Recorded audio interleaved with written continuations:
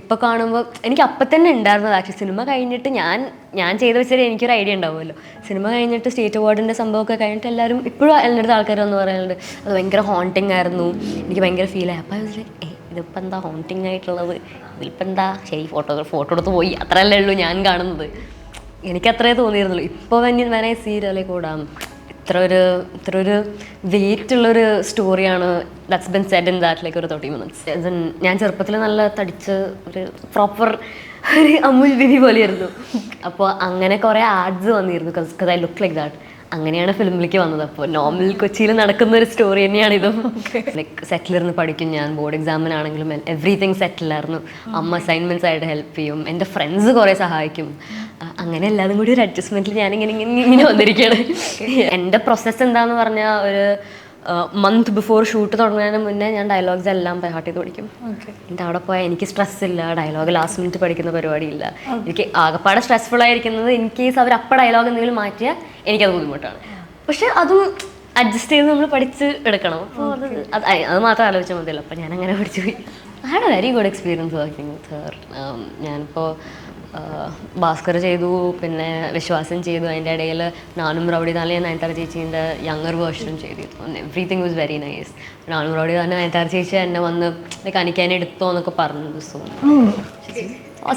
Very good.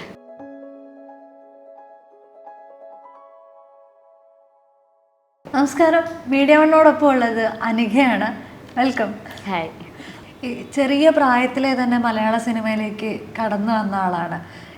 കഥ തുടരുന്നു എന്ന് പറയുന്ന സിനിമയിലൂടെ. അപ്പം അവിടെ നിന്ന് ഇതുവരെയുള്ള യാത്രയിൽ മലയാളികൾ പലതരത്തിലുള്ള റെസ്പോൺസുകൾ തന്നിട്ടുണ്ട്. How do you feel now ഒരു യാത്ര?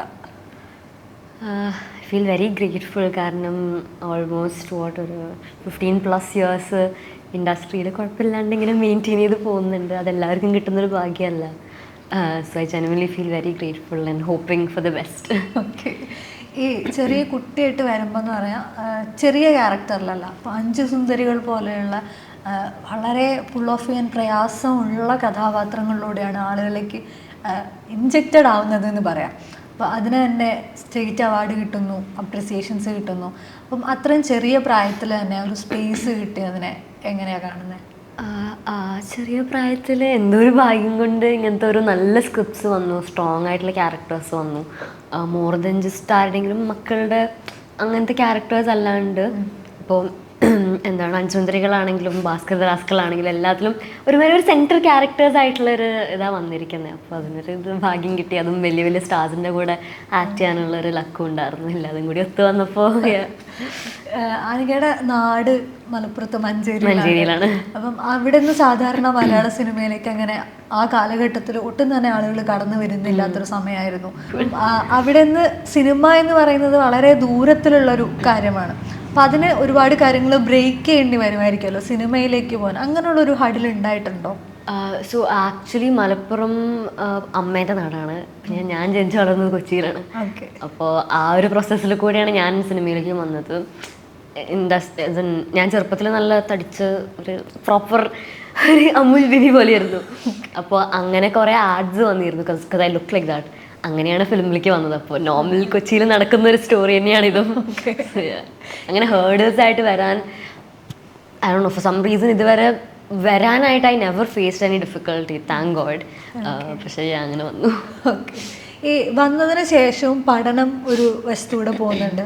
അതിൻ്റെ കൂടെ തന്നെ സിനിമകൾ പല പല ഇൻഡസ്ട്രികളിലേക്കായിട്ട് സിനിമകൾ വരുന്നു, ഒരുപാട് ആഡുകൾ വരുന്നു, ലൈക്ക് സോഷ്യലി തന്നെ ഒരുപാട് സ്റ്റാർഡം വരുന്നു. ഇത് ഈ ഒരു ബാലൻസ് ഇല്ലേ ഇപ്പം ആളുകൾക്ക്? പഠനം അല്ലെങ്കിൽ സ്കൂൾ ലൈഫ് എന്ന് പറയുന്നതും പ്രൊഫഷണൽ ലൈഫ് എന്ന് പറയുന്നതും എല്ലാ കുട്ടികൾക്കും ഒന്നിച്ചുണ്ടാവാത്തതായിരിക്കും, പ്രത്യേകിച്ചും സ്റ്റാർഡം. ആ ഒരു പ്രോസസ്സ് അല്ലെങ്കിൽ ആ ഒരു കാലഘട്ടത്തിനെ എങ്ങനെ കാണുന്നു? എൻ്റെ സ്കൂൾ ലൈഫ് ഇതും എന്തോ ഗോഡ്സ് ഗ്രേസ്.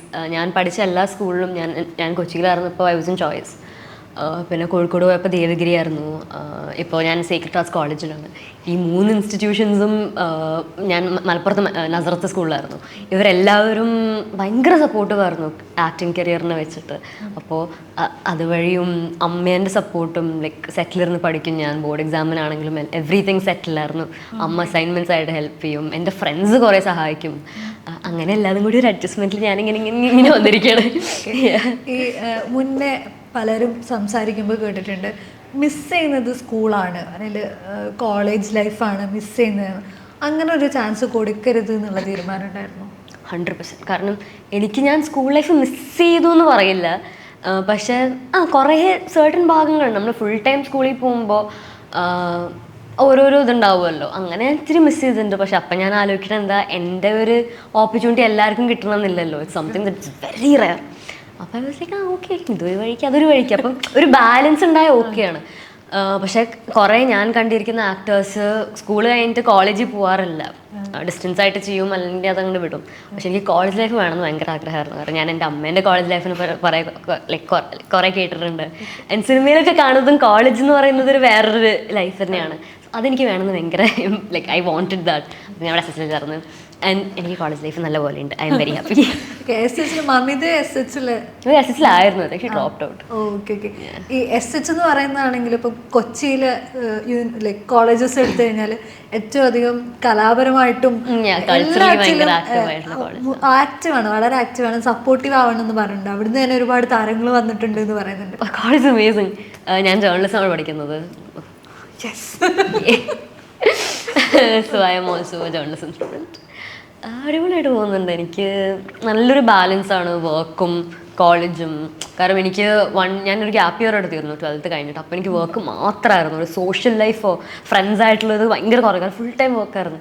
അപ്പോൾ അതെനിക്ക് ഇച്ചിരി സ്ട്രെസ്ഫുൾ ആയിട്ട് തോന്നിയത്. അയ്യോ വേണ്ട. അപ്പോൾ ഇത് ഒരു നല്ലൊരു ബാലൻസ് ഉണ്ട്. എനിക്ക് ഫ്രീ ടൈം ആകുമ്പോൾ ഞാൻ കോളേജിൽ പോകും, സ്റ്റഡി ഡു ഓൾ ദാറ്റ്. അതിൻ്റെ സ്ട്രെസ്സ് വേറെ, അതൊരു നോർമൽ സ്ട്രെസ്സ്. ഇതിൻ്റെ ഒരു ഞാൻ പറഞ്ഞ പോലെ it's not something that everybody has. അപ്പോൾ അതിൻ്റെ ഒരു ഗ്ലാമറും ലൈഫും വേറെ. So it's a very good balance. You are enjoying life. I am. ഈ പല ഇൻഡസ്ട്രികളിലായിട്ട് വർക്ക് ചെയ്തിട്ടുണ്ട്. ഇപ്പം തമിഴിലാണെങ്കിലും തെലുങ്കിലാണെങ്കിലും, തെലുങ്കിൽ നായികയായിട്ട് പോലും വരുന്നുണ്ട്. അപ്പം ഈ പല ഭാഷകളിലേക്ക് പോകുമ്പം അത് കൈകാര്യം ചെയ്യുന്നതിൽ ബുദ്ധിമുട്ടുകളോ അങ്ങനെ എന്തെങ്കിലും വ്യത്യാസമോ തോന്നിയിട്ടുണ്ടോ? ഡിഫിക്കൽട്ടീസ് എന്തായാലും ഉണ്ടാവും, കാരണം നമുക്ക് അറിയാത്ത ഭാഷയല്ലേ സംസാരിക്കുന്നത്.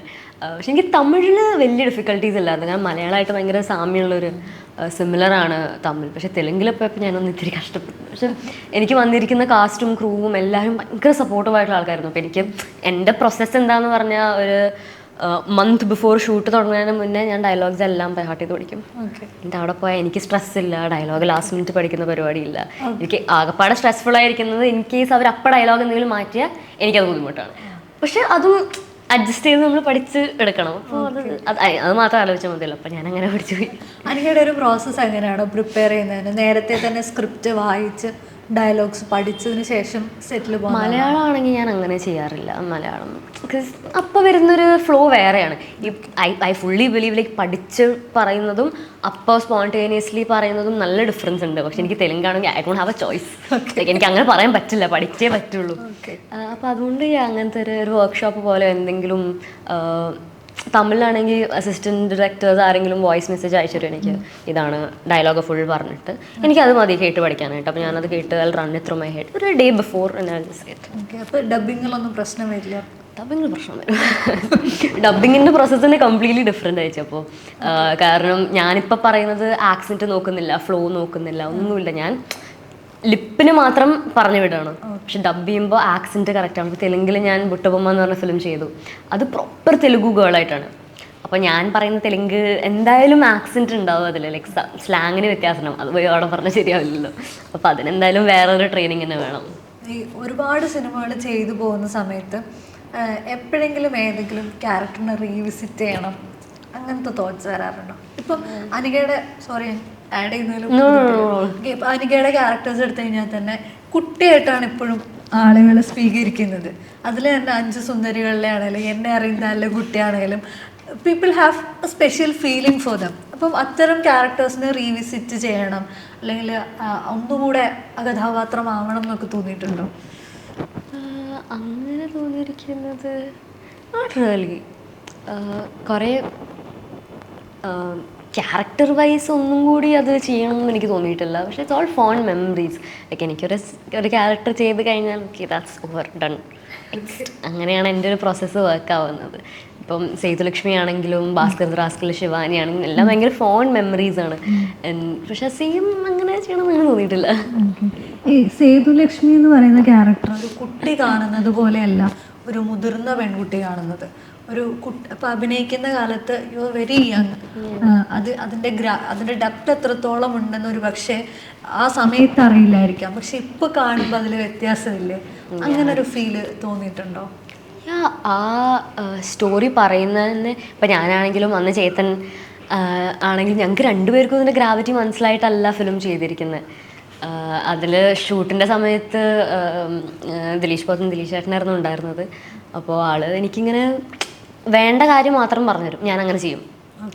അത്ര ഉണ്ടായിരുന്നു. സ്റ്റോറി ഒന്നും മനസ്സിലാക്കിയിട്ടേ അല്ല, ഞാനൊരു ബോധമില്ലാണ്ട് അങ്ങനെ പോയി അഭിനയിച്ച് തിരിച്ചു പോകുന്നൊരു സാധനമാണത്. പക്ഷെ ഇപ്പൊ കാണുമ്പോൾ എനിക്ക് അപ്പം തന്നെ ഉണ്ടായിരുന്നത്. ആക്ച്വലി സിനിമ കഴിഞ്ഞിട്ട് ഞാൻ ചെയ്ത വെച്ചാൽ എനിക്കൊരു ഐഡിയ ഉണ്ടാവുമല്ലോ. സിനിമ കഴിഞ്ഞിട്ട് സ്റ്റേറ്റ് അവാർഡിൻ്റെ സംഭവമൊക്കെ കഴിഞ്ഞിട്ട് എല്ലാവരും ഇപ്പോഴും എൻ്റെ ആൾക്കാർ വന്ന് പറയാറുണ്ട് അത് ഭയങ്കര ഹോണ്ടിങ് ആയിരുന്നു, എനിക്ക് ഭയങ്കര ഫീലായി. അപ്പോൾ ഇതിപ്പോൾ എന്താ ഹോണ്ടിങ് ആയിട്ടുള്ളത്, ഇപ്പം എന്താ ശരി ഫോട്ടോ എടുത്ത് പോയി അത്രയല്ലേ ഉള്ളൂ ഞാൻ കാണുന്നത്. എനിക്കത്രേ തോന്നിയിരുന്നുള്ളൂ. ഇപ്പോൾ വേണേ സീരിയലിൽ കൂടാം ഇത്ര ഒരു വെയിറ്റ് ഉള്ളൊരു സ്റ്റോറിയാണ് that's been said in that like ഒരു 30 minutes.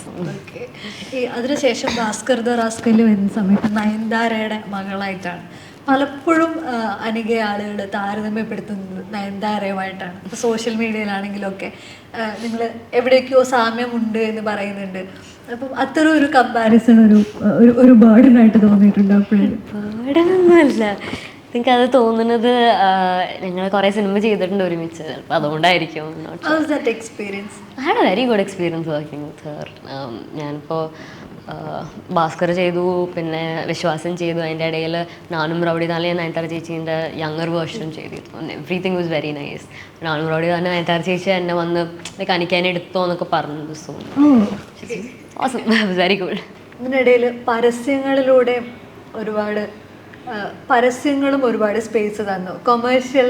കൊമേഴ്ഷ്യൽസിൽ നിറഞ്ഞു നിൽക്കുന്ന സ്റ്റാറായിരുന്നു. ഇപ്പം കല്യാണിന്റെ പ്രോഗ്രാം ആണെങ്കിലും കല്യാണല്ലേ അമിതാഭ് ബച്ചന്റെ ഒപ്പം ഉണ്ടായത്, ഓക്കെ ആഡിന്റെ. അപ്പം അതിലൊക്കെ ആളുകൾ നോട്ട് ചെയ്ത് കുറേ കാലത്തിന് ശേഷം ചെയ്തൊരു ആഡായിരുന്നു. I still haven't done anything after that.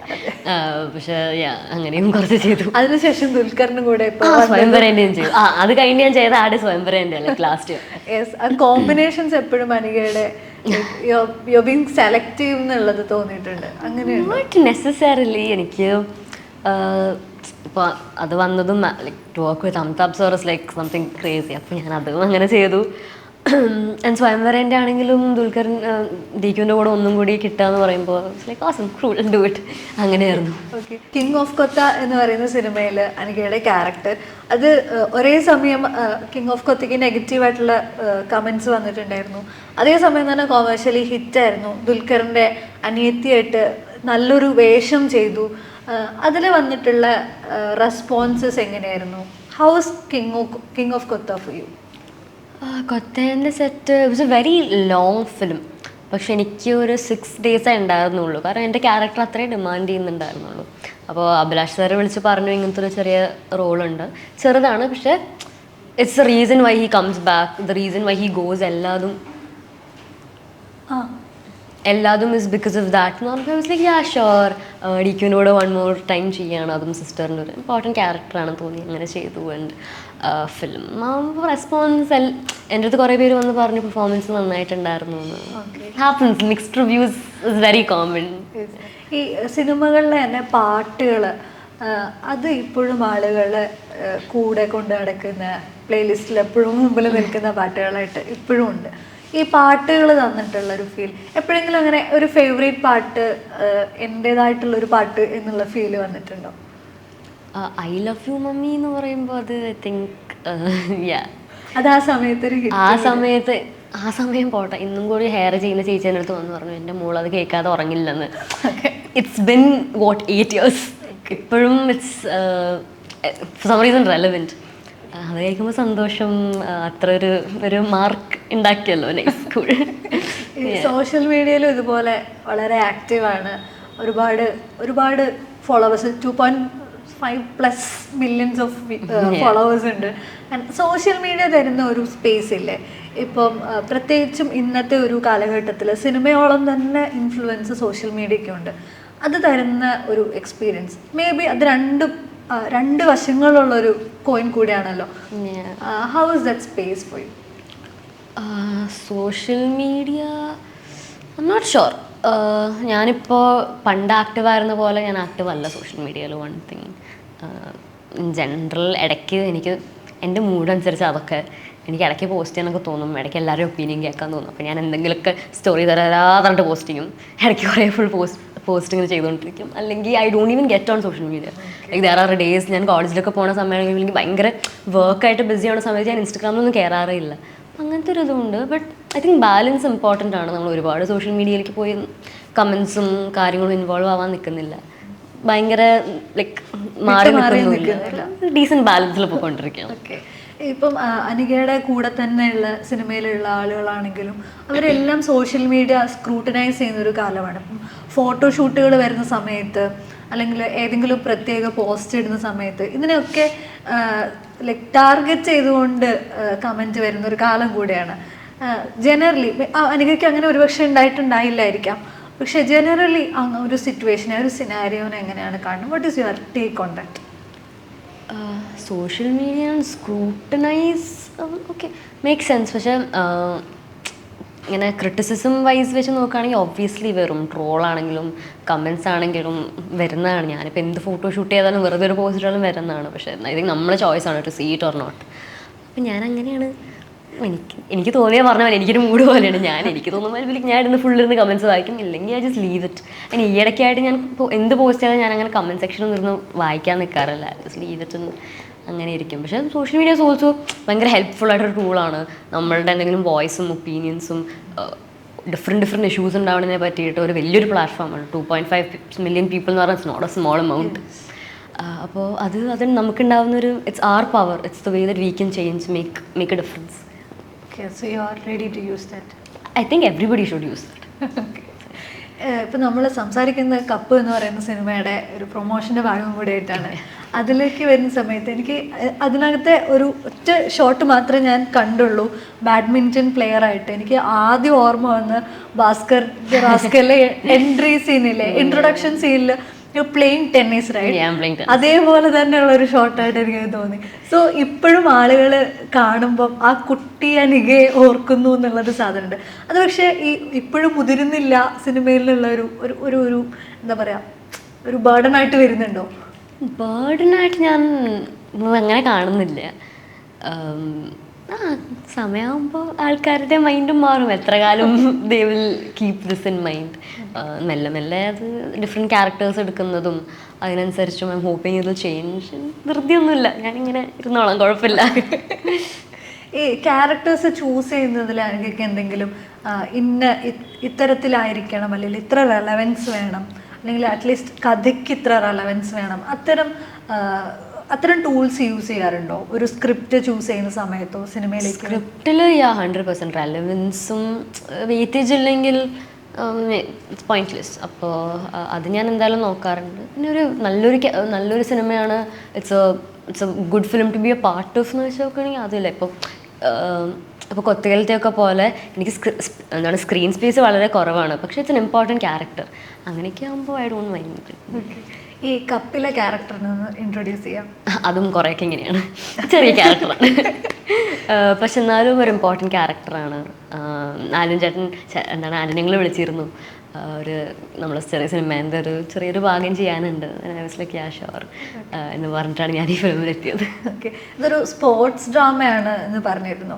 Like ഒരു സ്പോർട്സ് ഡ്രാമയിലേക്ക് വരുമ്പോൾ ഒബ്വിയസ്ലി ആ ഒരു ഫിസിക്കാണെങ്കിലും അതിൻ്റെ മെത്തേഡുകളാണെങ്കിലും അതൊക്കെ പഠിക്കേണ്ടതും അതിലേക്ക് കയറേണ്ടതുമായിട്ടുള്ള ഒരു സാഹചര്യം ഉണ്ടല്ലോ. അതിലെത്രത്തോളം പ്രാക്ടീസ്ഡ് ആയിരുന്നു? ഇതിൽ ഞങ്ങൾക്ക് എനിക്കാണെങ്കിലും ചേച്ചിക്കാണെങ്കിലും പ്രെപ്പ് ടൈം ഒന്നും കുറേ കിട്ടിയില്ല. മാത്യുക്കും റിയയ്ക്കും കുറേ സമയം ഉണ്ടായിരുന്നു, ലൈക്ക് അവർക്ക് പ്രോപ്പറായിട്ട് പ്രാക്ടീസ് ചെയ്യാൻ. ഞങ്ങൾക്കൊരു വീക്ക് ബിഫോർ ആയിരുന്നു ട്രെയിനിങ് തുടങ്ങിയത്. പക്ഷെ ബേസിക് ഞാനിപ്പോൾ ബാഡ്മിൻ്റൺ കളിക്കുന്നത് സ്കൂളിൽ പഠിക്കുമ്പോഴാണ്. PT പീരീഡ് ഗേൾസിൻ്റെ സ്ഥിരം പരിപാടി ഗൈസ് ഫുട്ബോളും ബാസ്കറ്റ് കളിക്കുമ്പോൾ വീൽ ഹാവ് ദ ബാഡ്മിൻ്റൺ. അപ്പോൾ അങ്ങനെ ആ കളിയല്ല ഇത് എന്ന് മനസ്സിലാക്കാനായിട്ട് ഒരു ഉണ്ണിച്ചേട്ടൻ എന്ന് പറഞ്ഞൊരു ചേട്ടനുണ്ടായിരുന്നു ഞങ്ങളെ ട്രെയിൻ ചെയ്ത് തരാനായിട്ട്. അപ്പോൾ ഈ ടോട്ടസ് ബേസിക്സ് ഷട്ടിൽ കോക്ക് എങ്ങനെയാണ് പിടിക്കണ്ടേ, എങ്ങനെയാണ് അടിക്കണ്ടേ, ലൈക്ക് നമ്മൾ വിചാരിക്കുന്ന പോലെയല്ല, അതിന് കുറേ ഒരു സ്ട്രാറ്റജിക് മൂവ്സും കാര്യങ്ങളൊക്കെയാണ്. അതൊക്കെ ഒന്ന് ബേസിക് ആയിട്ടുള്ള സംഭവമൊക്കെ ഒന്ന് പറഞ്ഞു തന്നു. പിന്നെ അത് അങ്ങനെ പോയി. ഓക്കെ, ഇനി ഏതൊക്കെയാണ് പ്രോജക്ട്സ് വരാനുള്ളത്? എന്തൊക്കെ കാര്യങ്ങളാണ് ചെയ്യുന്നത്? ഇനിയിപ്പോൾ തമിഴിൽ ഹാവ് എ ഫിലിം കമ്മിങ്, മാത്യുവിൻ്റെ കൂടെ തന്നെയാണ്, ധനുഷിൻ്റെ ഡയറക്ഷനിലുള്ള. ഓക്കെ, അതാണ് വരാനുള്ളത്. ഓക്കെ, അപ്പോൾ പഠനവും ഇതിൻ്റെ കൂടെ നല്ല രീതിയിൽ പോട്ടെ. അതേപോലെ തന്നെ ഒരുപാട് സിനിമകളിൽ സിഗ്നിഫിക്കൻ്റ് ആയിട്ടുള്ള ക്യാരക്ടേഴ്സ് ഉണ്ടാവട്ടെ. എല്ലാ കാലത്തും മലയാളികൾ ഓർത്തിരിക്കട്ടെ. Thank you so much.